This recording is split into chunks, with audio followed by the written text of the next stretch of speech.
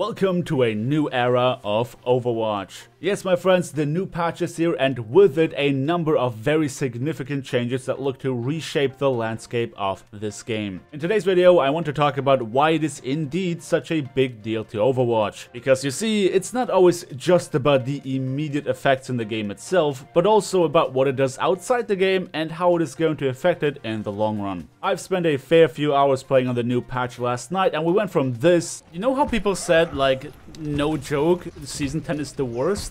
Season 11 Omega Law. Yeah, but it took us a challenge. Yeah, so we take it as a challenge. Challenge accepted. To that, alright, let's have a good evening. Alright, thank you. Yeah, I'm gonna get off too. Thanks, guys.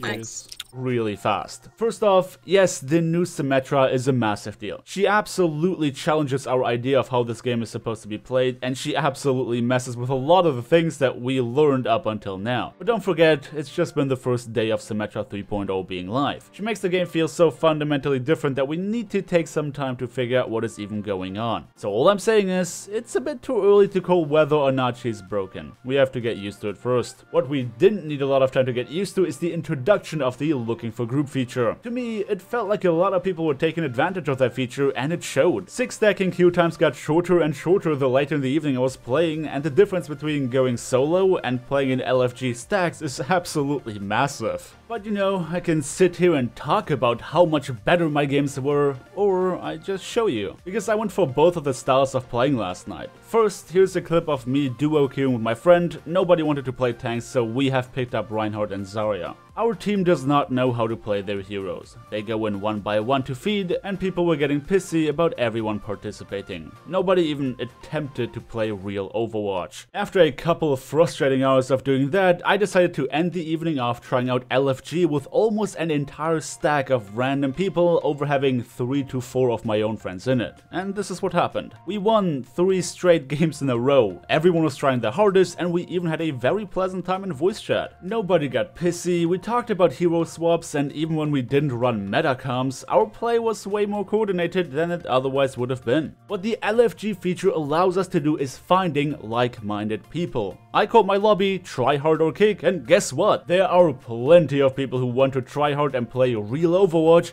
even in quick play. And it's not like I attracted a bunch of toxic ranked players, as some of you might assume. All of them have been really pleasant individuals who just wanted to play real Overwatch. And yes, we were all locked into our roles. Even though most of the people had hidden profiles turned on, because that's the default option for it, we didn't have any problems coordinating what we wanted to play. And you know why? Because we asked each other what we wanted to play. Hey, I'm a Zenyatta one trick and I would like to play Zenyatta. No problem. My co gladly picked up main support for the team, and we didn't need to start stalking each other's profiles. And don't forget, that's in quick play. The whole stereotype surrounding the idea that nobody cares in quick play, yeah, that's a load of bull. I mean, we knew that before, right? That there are people who would like to play properly, even in quick play, just because it's more fun. And it didn't even take 2 minutes for me to fill up my group with a bunch of like-minded players who were all willing to participate in the same kind of gameplay. When it comes to competitive play, here I have to rely on anecdotes, but according to my friends, as well as some posts I have read, it looks like the same holds true. The quality of matches in an environment where everyone decided ahead of time what they wanted to play has been significantly better. Who thought that giving someone the peace of mind of only playing the one role that they want to play while being able to rely on the fact that everyone else picks up the other roles necessary would be a good idea, eh? Yeah, I know the sample size is really small. It's just been out for a day and all, but I just wanted to illustrate that the positive effects in the game are immediate. If you just use the LFG tool the right way, there's really no reason not to use it. But it doesn't stop there. I spent some time going through the forums, Reddit, Discord, comment sections, and chat rooms, and I've been finding a lot of posts thanking Blizzard for finally implementing this feature. For the first time ever, I have seen more people say something along the lines of, "This might actually save the game," than something like, "This game is dead."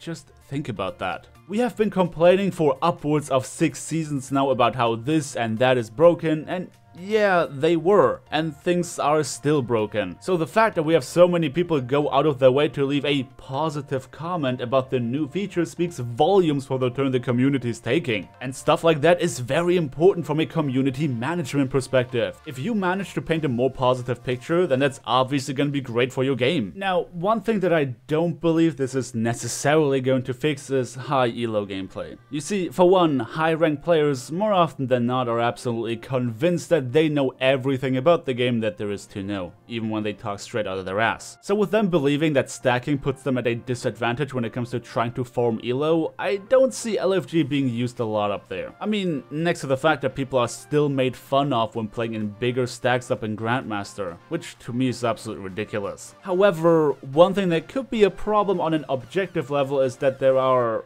well, not that many players up in high rating. So the allegation that the matchmaker does some very funky stuff when grouping is not exactly coming out of thin air. I mean, even when you go solo, you are not safe from it. Back when I was actively competing in low GM, I could spend an entire evening bouncing between 3600 average and 4200 average games. And from what I've seen on live streams, even being higher in rating does not protect you from wild fluctuations like that. Which begs the question as to why one should even bother trying to grind into Grandmaster when the matchmaker just gets worse the higher you get. But yeah, that's pretty much the video. Honest to God, I did not plan to upload anything today, but I woke up this morning just really feeling like sharing my excitement, my worries, and my experience with you guys. So why don't you do the same? Drop down into the comment section below and tell us about your experience with the new LFG system. I'd be really curious to hear if you had similarly positive stories to me. But until then, this is me done for the day as I talk about what I believe to be a new era of Overwatch. Thank you everybody so much for watching. Don't forget to drop me a like on your way out if you enjoyed the video. Subscribe if you want to see more, and maybe share this video with a friend you think would find it interesting. Thanks again for watching, and I hope to see you all next time.